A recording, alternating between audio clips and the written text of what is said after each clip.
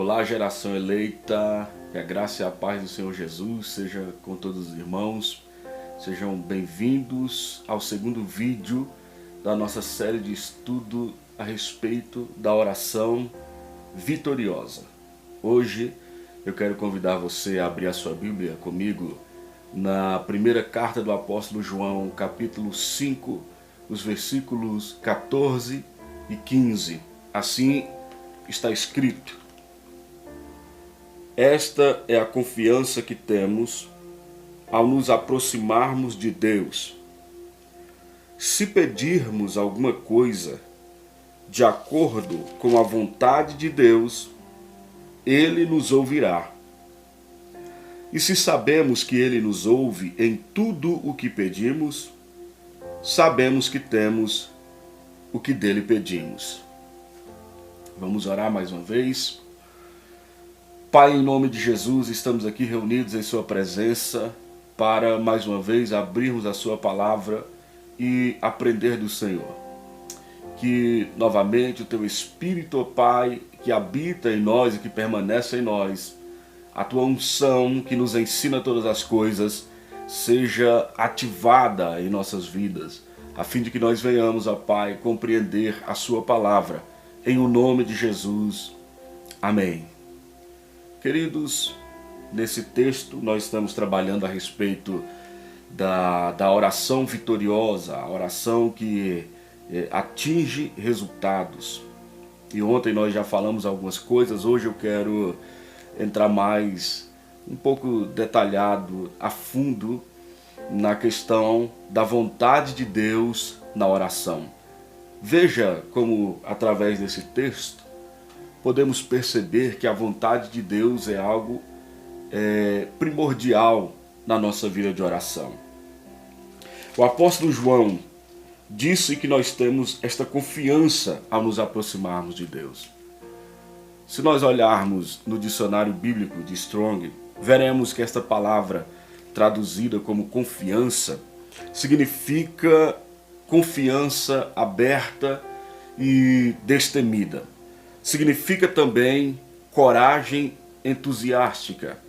Significa também audácia, segurança, liberdade em falar.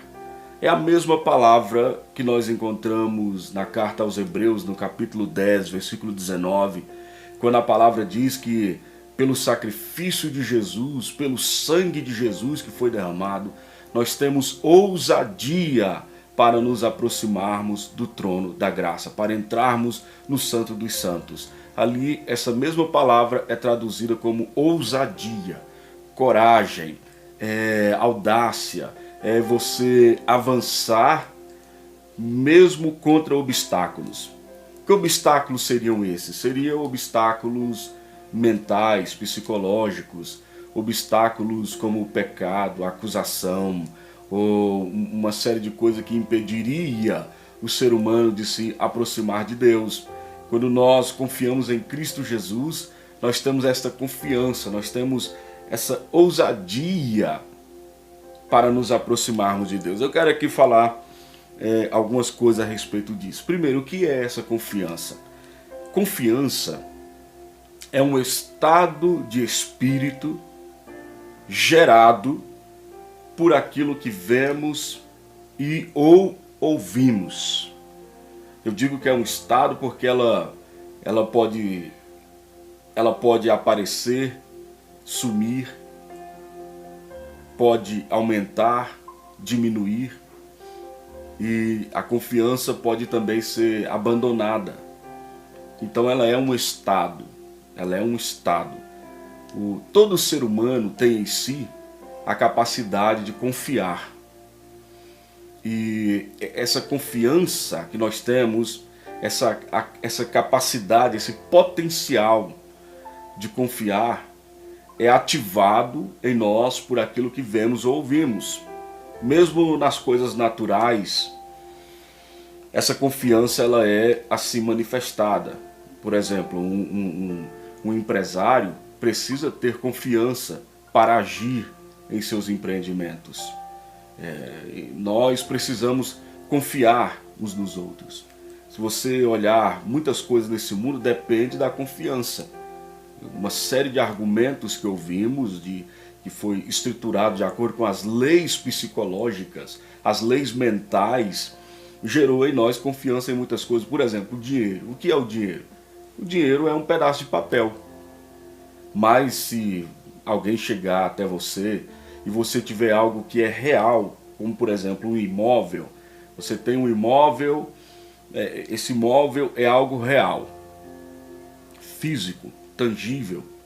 E se alguém chega para você e oferece dinheiro naquele imóvel, você troca o seu imóvel, que é físico, pelo dinheiro, que é papel.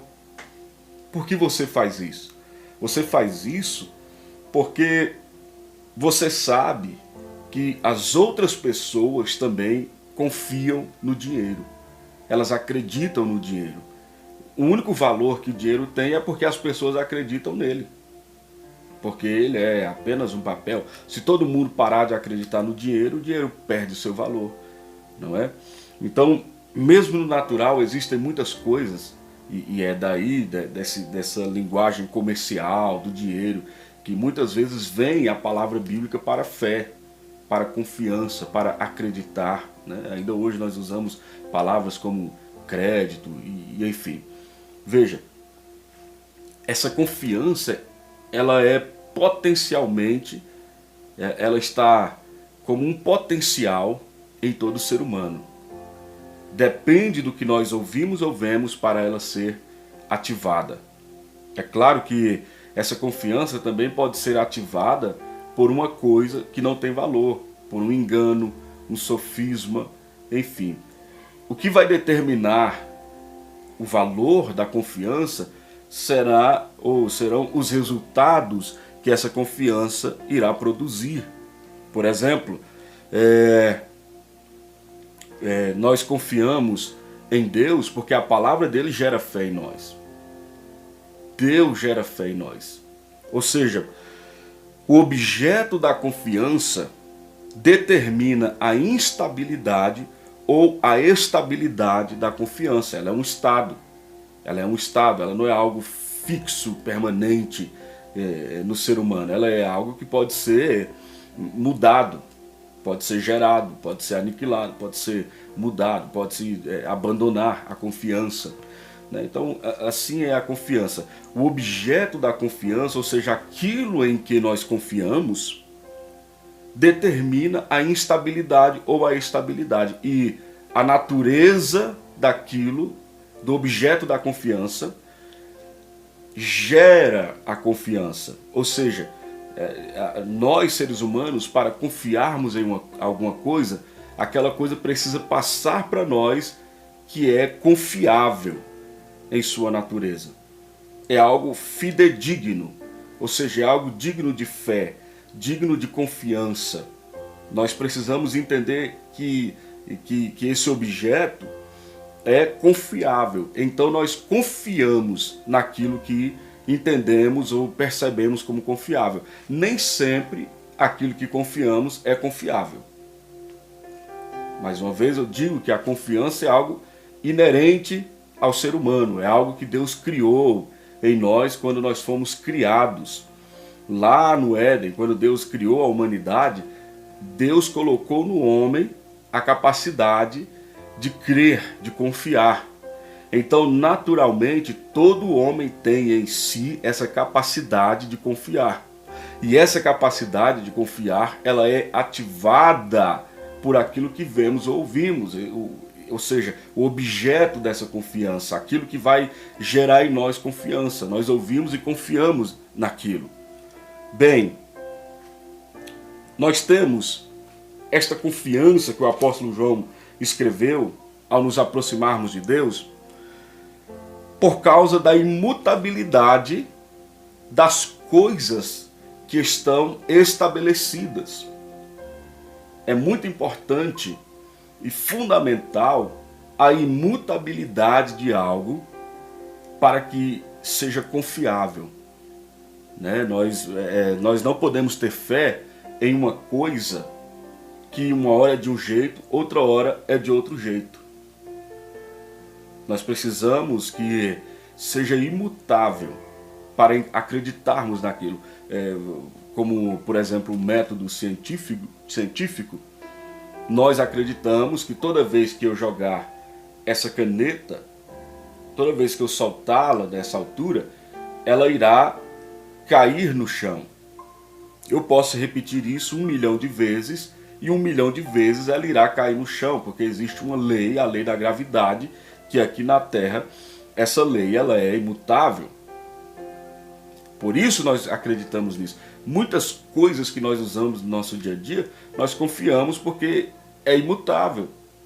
Nós sabemos que aquilo não vai mudar de ontem para hoje. Quando eu aciono o acendedor de luz, eu sei que a luz vai acender. Porque eu sei que aquilo ali funciona por uma lei. E que essa lei, até o momento, ela é imutável, a menos que aconteça alguma coisa que até hoje não sei se aconteceu, aquilo vai se comportar da mesma forma. Então o apóstolo João disse que nós temos esta confiança, esta é a confiança que temos ao nos aproximarmos de Deus, ou seja, ele está falando de uma confiança. Nós estamos confiando em algo. E essa confiança, ela está em nós por causa da imutabilidade das coisas que estão estabelecidas. Eu não poderia confiar em Deus se Deus mudasse, se Deus fosse inconstante, instável. Se ontem a vontade de Deus fosse uma e hoje a vontade de Deus fosse outra. Então nós temos estas coisas imutáveis estabelecidas. Primeiramente, Deus é imutável. Em Malaquias capítulo 4, versículo 6, ele diz: eu, o Senhor, não mudo. Em Hebreus capítulo 13, versículo 8, está escrito que Jesus é o mesmo ontem, hoje e será eternamente. Na epístola de Tiago, no capítulo 1, versículo 17, diz que Deus não muda como sombras inconstantes. Ele é imutável. Por isso nós temos confiança. Quando eu vou orar, eu tenho que ter alguma coisa imutável para que eu creia que a minha oração será atendida e respondida. Deus deve ser imutável para que eu tenha certeza de que a minha oração foi atendida, porque senão nós vamos fazer essa oração da incerteza, que não é uma oração de fé, de confiança, que muitas vezes nós fazemos, porque nós não confiamos na imutabilidade de Deus. Nós pensamos que aquilo que Deus queria ontem, talvez não é o que Deus queira hoje. Ou seja, pensamos que Deus muda como sombras inconstantes, mas Deus não muda, Deus é imutável, e é por isso que nós podemos confiar ao nos aproximarmos de Deus. A segunda coisa imutável é a palavra de Deus. O Salmo 119, versículo 89, diz que a palavra de Deus está estabelecida no céu para sempre. A palavra de Deus não muda, a palavra de Deus é imutável. A outra coisa que não muda, que é firme, é a vontade de Deus. Aquilo que Deus queria ontem é o que Ele quer hoje. Ele é o mesmo ontem, hoje e será eternamente. Ele é o alfa, o ômega. Ele é o princípio e o fim. Ele é um só o tempo todo. Ele não muda. Sua vontade também não muda. Sua vontade permanece a mesma. E a quarta coisa imutável pela qual nós podemos ter confiança é a obra consumada de Jesus. Ninguém pode mudar o que Jesus fez. Aquilo que Jesus fez na cruz, aquilo que Jesus fez em sua morte e ressurreição é imutável. Está feito e é imutável, é inquebrável, é indestrutível. O Antigo Testamento ou a Antiga Aliança, ela dependia de duas partes. Ela dependia do lado de Deus e do lado das pessoas. Do lado de Deus, Deus fez as promessas. E do lado dos homens, eles tinham que obedecer a Deus para então se qualificarem para receber a promessa de Deus. Mas alguém que não estava qualificado, alguém que não tinha guardado a lei, os 10 mandamentos e as ordenanças, não podia ter confiança de que iria receber a promessa. Porque dependia do esforço do homem de cumprir os mandamentos e então se qualificar para receber de Deus. Mas o Novo Testamento não é mais assim que funciona. No Novo Testamento, Deus se fez carne, habitou entre nós, e quando ele foi para a cruz, Deus fez uma aliança consigo mesmo. Quando Jesus foi cortado e o seu sangue foi derramado, Deus estava fazendo uma nova aliança. E esta nova aliança era uma aliança de Deus com Deus. Jesus não vai desobedecer a Deus. Ele não jamais irá quebrar essa aliança. Então nós entramos para receber os benefícios da obra consumada de Jesus pela fé nele. Nós somos como a noiva que desfruta daquilo que o noivo tem. Nós somos como os filhos que desfrutam daquilo que os pais têm, independente do que façam ou deixam de fazer. Eles desfrutam porque são filhos. A esposa, quando se casa com o marido, o que é dele passa a ser dela. Da mesma forma, quando nós nos unimos ao Senhor, o que é dele passa a ser nosso. Por isso a palavra diz que nós somos herdeiros de Deus e co-herdeiros com Cristo. Então, por Deus ser imutável, nós temos confiança ao nos aproximarmos. Nós sabemos como vai ser a reação de Deus. Nós sabemos qual será a resposta de Deus. Nós sabemos que aquilo que ele falou ontem permanece para sempre. Jesus disse, os céus e a terra hão de passar, mas as minhas palavras permanecem para sempre. O apóstolo Pedro, na primeira carta, no capítulo 1, versículo 25, diz, a palavra de Deus permanece para sempre. Aquilo que Deus falou ontem está valendo hoje, está firme, está estabelecido e está valendo hoje. Eu posso pegar uma palavra que Deus falou há milhares de anos atrás e ir diante de Deus com essa palavra, e essa palavra dele ainda está vigorando. Aleluia. Bem, queridos, então veja o que ele diz. Esta é a confiança que temos ao nos aproximarmos de Deus, ao sermos introduzidos, ao nos introduzirmos no trono da graça com ousadia, com audácia, com intrepidez. Nós temos que ter ousadia, nós que temos que nos aproximarmos de Deus. Eu sei que Deus está em todos os lugares. Nós não temos como sair e nem entrar na presença de Deus. Eu sei disso. Mas em oração nós podemos usar essa expressão. Nos aproximamos de Deus em oração. E ele, ou do trono da graça, como diz Hebreus capítulo 10, ele diz, esta ousadia que temos ao nos aproximarmos de Deus. E então João nos dá aqui o segredo da oração respondida, que Deus vai atender. Ele diz, se pedirmos alguma coisa de acordo com a vontade de Deus, se pedirmos alguma coisa segundo a vontade de Deus, se pedirmos alguma coisa que está de acordo com a vontade de Deus, nós sabemos que Ele nos ouvirá. E se sabemos que Ele nos ouve em tudo o que pedimos, sabemos que temos o que lhe pedimos.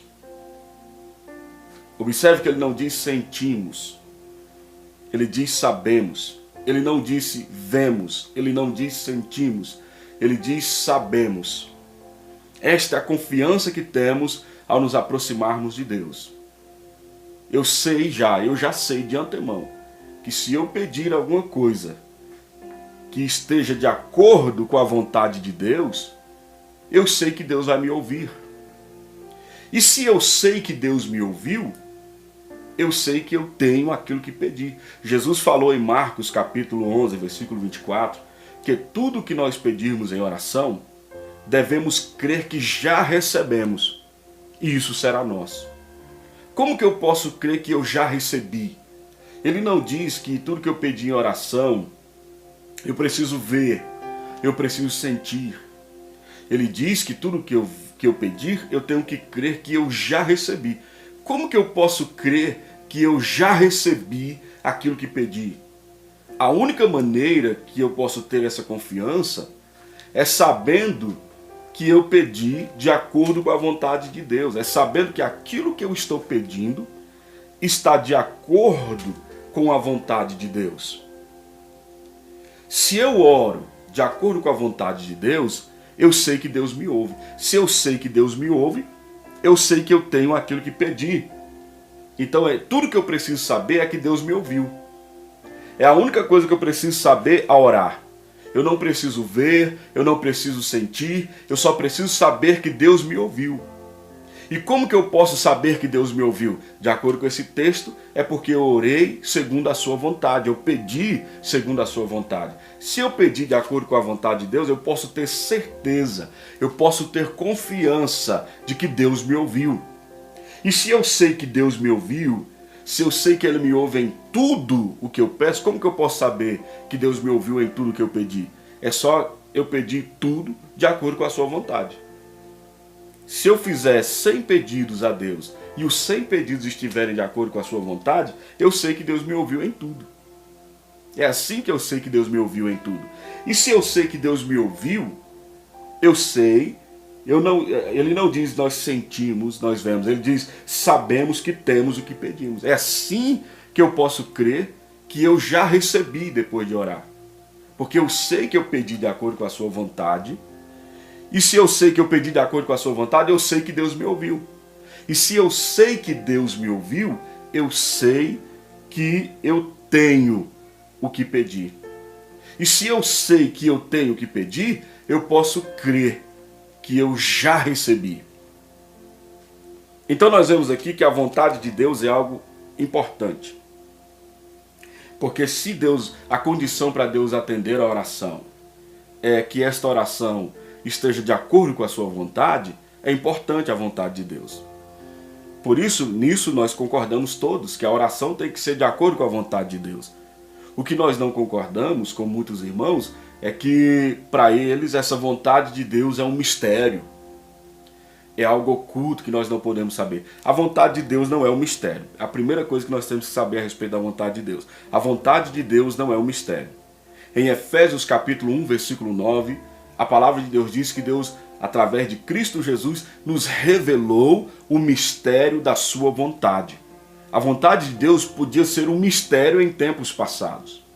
Mas agora a vontade de Deus é um mistério revelado.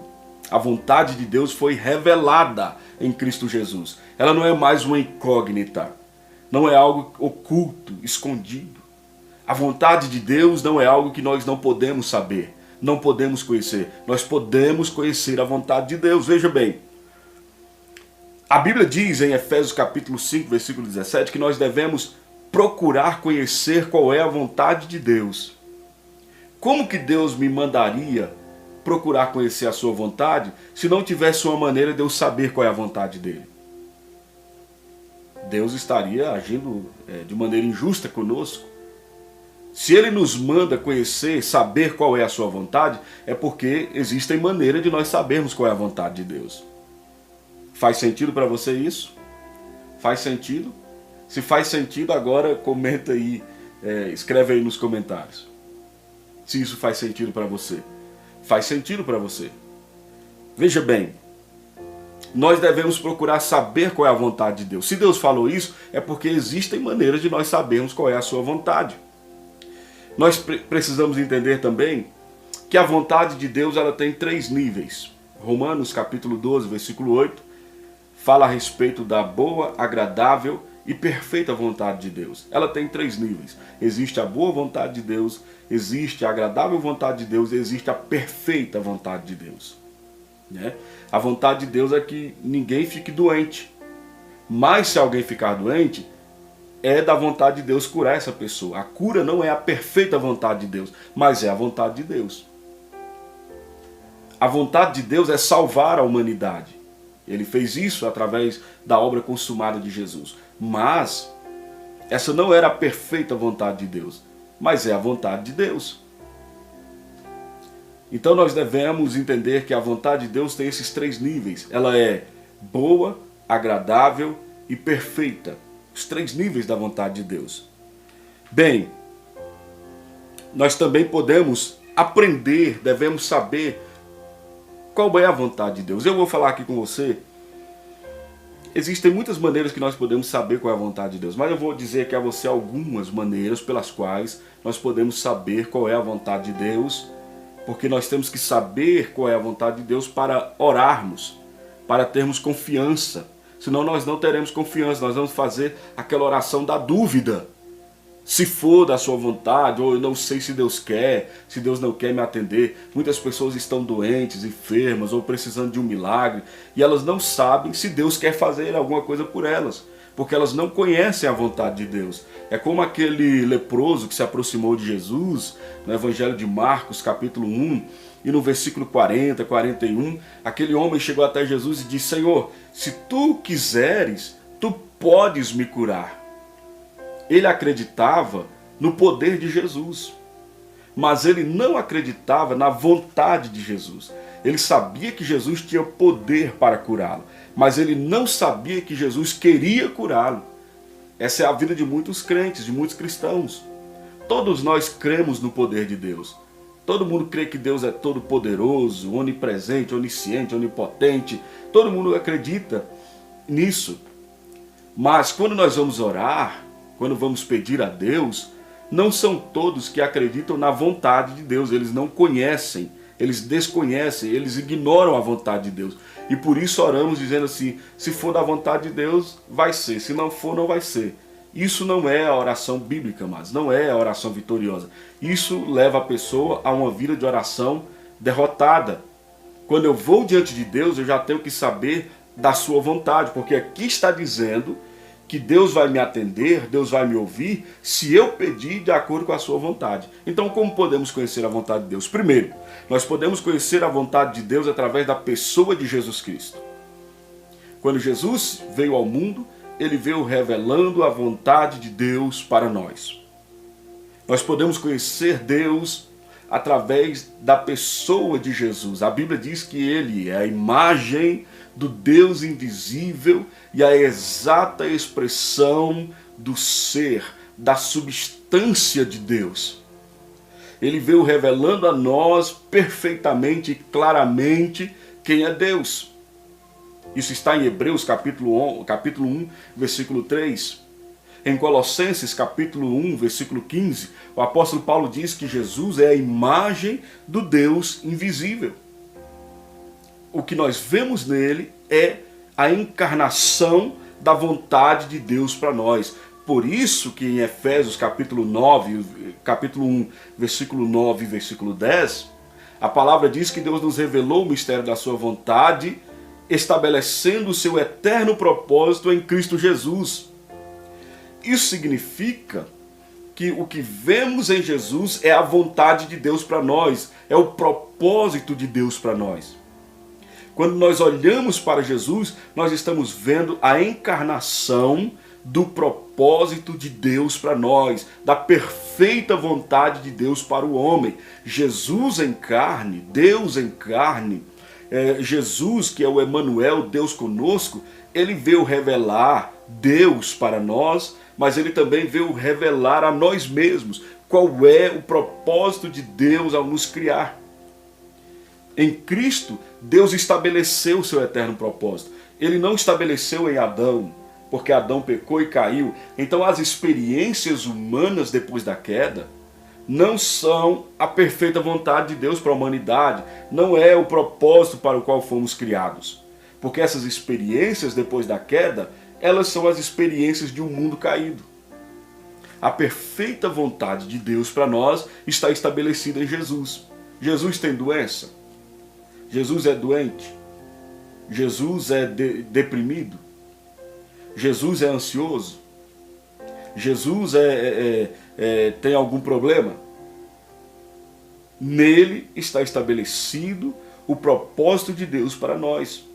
Por isso a palavra diz em Romanos capítulo de número 8, versículo 28, 29, que aqueles que de antemão conheceu, também os predestinou para serem feitos conforme a imagem de seu Filho, a fim de que ele seja o primogênito entre muitos irmãos. Aquilo é a vontade de Deus para nós. Quando nós olhamos para Cristo, a vontade de Deus para nós. Então a pessoa de Jesus revela a vontade de Deus. Segunda coisa que revela a vontade de Deus, as obras de Jesus. Em João capítulo 6, versículo 38, Jesus falou que veio a esse mundo, ele disse: eu desci ao mundo para fazer a vontade do Pai. Tudo que Jesus fez era a vontade de Deus. Frequentemente nos evangelhos nós vemos Jesus dizendo assim, ó: eu não vim fazer a minha vontade, eu vim fazer a vontade daquele que me enviou.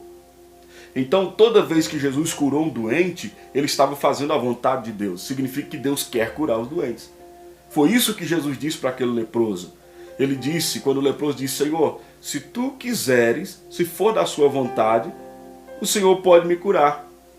E Jesus disse: eu quero, seja limpo, eu quero, é a minha vontade. E o homem foi curado. Ora, amados, nós dizemos que Hebreus capítulo 13, versículo 8 diz que Jesus é o mesmo ontem, hoje e será eternamente. Ainda hoje, Jesus continua dizendo: eu quero. Ainda hoje, quando um doente se aproxima dele, ele continua dizendo: eu quero.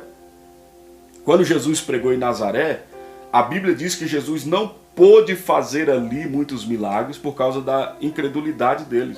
Não é que ele não queria, é que ele não pôde. Não é que não era a vontade dele, era a vontade dele, mas ele não pôde, ele foi impossibilitado pela incredulidade dos nazarenos. É isso. Está na Bíblia, nós temos que crer na Bíblia, né? Às vezes nós dizemos: não, tudo que Deus quer vai acontecer.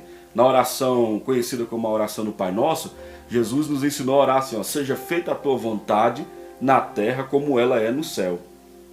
Porque no céu a vontade de Deus é 100% feita, mas aqui na terra não. Ninguém pode dizer que o que acontece aqui é a vontade de Deus. Você não pode dizer que um assassino está fazendo a vontade de Deus, um pedófilo, ou seja, uma pessoa que comete latrocínio, uma pessoa que está andando prejudicando as outras pessoas gravemente. Você não pode dizer que essas pessoas estão fazendo a vontade de Deus. Não é a vontade de Deus. Isso não é a vontade de Deus. Isso são as consequências naturais de um mundo caído. Quem criou esse mundo aí foi o diabo. Ele que é o Deus deste século. Ele que é o Deus deste sistema de coisas. Ele que é o Deus desta ordem de coisas.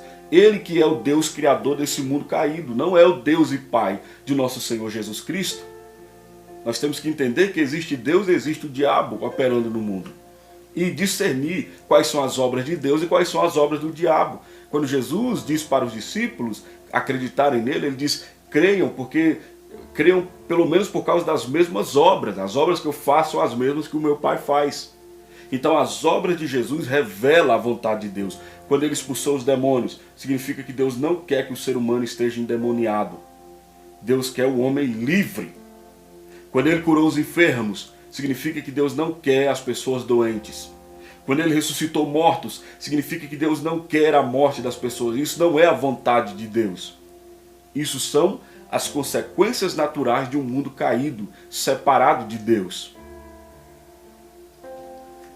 A terceira maneira que podemos conhecer a vontade de Deus é através das promessas. Deus não é político que fala uma coisa e sua vontade é outra. As promessas de Deus são a vontade de Deus. Quando Deus promete algo em sua palavra, é porque aquilo é a sua vontade. Nós podemos crer nas promessas. E conforme nós dissemos ontem, na segunda carta do apóstolo Paulo aos Coríntios, capítulo 1, versículo 18 ao 20, a palavra diz que para tantas quantas são as promessas de Deus, todas elas têm o sim de Deus em Cristo Jesus. Em Cristo, amados, Deus está dizendo sim para todas as suas promessas. E a Bíblia diz: e por isso o amém é dito por nós. Nós dizemos o amém. Deus diz sim e eu digo amém. Eu digo, eu concordo, é desse jeito, é assim mesmo, é verdade, é verdade. Todas as promessas, Deus está dizendo sim. Está prometido na palavra dele. Então quando nós vamos orar, se está prometido, nós já vamos crendo. Isso é a vontade de Deus, porque Deus está dizendo sim para todas as suas promessas em Cristo Jesus. Por último, não é a última maneira de conhecer a vontade de Deus, mas aqui no nosso estudo será a última maneira. Já estamos com 35 minutos praticamente, já vamos encerrar esse nosso estudo de hoje. A outra maneira de conhecermos a vontade de Deus é através do testamento. Em Hebreus capítulo 9, versículos 16 e 17, está escrito que uma vez que um testamento ele entra em vigor, ninguém pode alterar o testamento. Ninguém pode modificá-lo. E eu quero ler com você essa escritura. Hebreus capítulo 9, versículos 16 e 17 diz assim, ó: no caso de um testamento, é necessário que se comprove a morte daquele que o fez, pois um testamento só é validado no caso de morte, uma vez que nunca vigora enquanto vive quem o fez. Esta daqui, amados, é a outra maneira de nós conhecermos qual é a vontade de Deus, o testamento. Se você olhar no dicionário da língua portuguesa, o significado da palavra testamento, um dos significados é: testamento é a última vontade de uma pessoa. Nós já sabemos, quando alguém tem posses, essa pessoa sabe que vai morrer, ela deixa um testamento, e ali naquele testamento ela deixa a sua última vontade, deixando seus bens com as pessoas que ela quer que fiquem com seus bens. Enquanto essa pessoa está viva, quem está ali no testamento, quem é herdeiro do testamento, não pode se apropriar dos bens. Mas depois que a pessoa morre, o testamento entra em vigor. Depois que o testador morre, os herdeiros podem se apropriar do que está no testamento. Quando a pessoa morre, o testamento entra em vigor. Ele começa a operar, começa a valer. Da mesma maneira, nós temos o testamento, o Novo Testamento. O Novo Testamento, amados, é um testamento que diz qual é a última vontade de Deus para nós. O Novo Testamento é a última vontade de Deus para a humanidade, para todos os homens, para você, para a sua família, para todos nós. É a vontade de Deus. Esse testamento, para ele entrar em vigor, Jesus teve que morrer. Deus, em Cristo, teve que morrer. Ele derramou o seu sangue na cruz. E ele disse: este sangue é o sangue do Novo Testamento. Esse sangue foi derramado para entrar em vigor aquilo que Deus tem para a sua vida.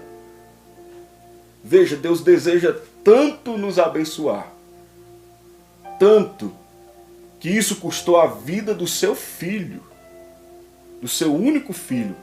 Jesus derramou o sangue dele para validar o Novo Testamento. E tudo o que é dele foi deixado para nós como herança. Por isso a palavra diz em Romanos capítulo 14, que nós somos herdeiros de Deus e co-herdeiros com Cristo. Por que somos herdeiros? Porque temos uma herança. Jesus deixou para nós uma herança. O Novo Testamento, isso aqui é um testamento onde está escrito tudo o que Jesus deixou para nós. Por exemplo, a Bíblia diz que ele, quando foi para a cruz, verdadeiramente tomou sobre si as nossas enfermidades e as nossas doenças, ele levou sobre si. Isso significa que a saúde dele foi deixada para nós como herança. A palavra diz em 2 Coríntios capítulo 8, versículo 9, que Jesus, sendo rico, por amor de nós se fez pobre, para que por meio de sua pobreza nós nos tornássemos ricos. Herança. 2 Coríntios capítulo 5, versículo 21, diz que aquele que não conheceu o pecado, foi feito pecado por nós, para que nele fôssemos feitos a justiça de Deus. Herança. Gálatas capítulo 3, versículo 13, diz que Jesus nos redimiu da maldição da lei, quando ele foi feito maldição por nós, porque está escrito: maldito será todo aquele que for pendurado no madeiro. Então, quando nós lemos aqui, nós vemos: Deus quer curar, Deus quer libertar, Deus quer salvar, Deus quer prosperar, Deus quer que você viva livre de maldições, Deus quer que você receba as bênçãos. Jesus na cruz se tornou o que nós éramos para que nós nos tornássemos o que Ele é. Ele assumiu a nossa posição de pobreza, de miséria, de maldição, de pecado, para que nós assumíssemos a posição dele, de justiça, de abençoado, de prósperos, enfim, em Cristo Jesus. Aqui está a vontade de Deus. Quando você lê o Novo Testamento, você está lendo a última vontade de Deus para a sua vida. Por isso ele disse, deixo-vos a minha paz vos dou. A paz dele é herança para nós. Nós também nos tornamos filhos de Deus. A filiação é nossa herança. Ele nos tornou filhos e herdeiros de Deus. Tudo que Deus tem é nosso. Tudo que Deus tem é nosso. Tudo que Deus tem é nosso. Nós somos herdeiros. Lembra do filho pródigo? O pai falou para o filho mais velho, filho, tudo o que eu tenho é teu. Tudo o que Deus tem é nosso. Por hoje, nós encerramos o nosso estudo bíblico. Se você não entendeu alguma coisa, volte e reveja novamente. E seja abençoado em nome de Jesus. Se você não está inscrito aí no canal, se inscreva no nosso canal. Acione aí esse sininho para que você receba as notificações quando a gente postar mais vídeos aí, tá bom? Muito obrigado pela sua companhia. Fiquem com Deus e até amanhã, em nome de Jesus.